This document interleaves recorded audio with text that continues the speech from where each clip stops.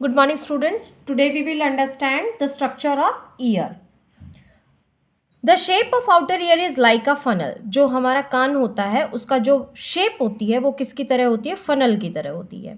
The outer part of the ear is called pinna. और जो कान का जो बाहरी भाग होता है उसको हम पिन्ना के नाम से जानते हैं. And it is attached to about 2 to 3 centimeter long passage called ear canal.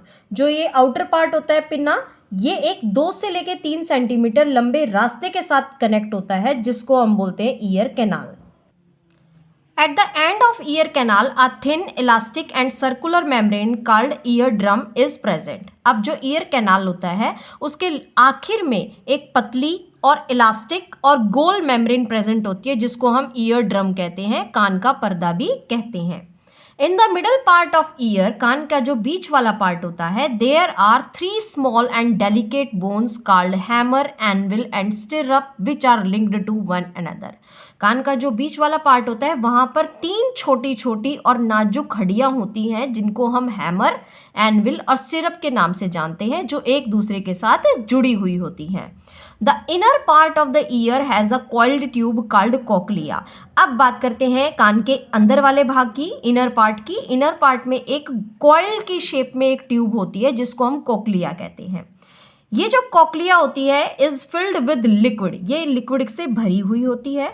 The liquid contains nerve cells. अब जो ये लिक्विड होता है ना उसके अंदर उसमें क्या कौन से सेल्स मौजूद होते हैं? Nerve cells, which are sensitive to sound, जो क्या करती है? साउंड वेव्स को डिटेक्ट करने का काम करते हैं.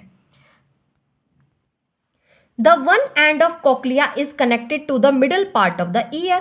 अब जो ये कोक्लिया की जो ट्यूब होती है, हमने अभी पढ़ा था कि ये एक कॉइल्ड ट्यूब होती है. इसका एक जो सिरा होता है, एक एंड होता है, वो कान के मिडल वाले पार्ट से कनेक्ट होता है, और जो अदर पार्ट होता है of cochlea is connected to auditory nerve. दूसरा जो पार्ट होता है कोक्लिया का वो जुड़ा होता है ऑडिटरी नर्व के साथ में, और ये नर्व कहाँ पर जाती है? ब्रेन में, which goes into the brain.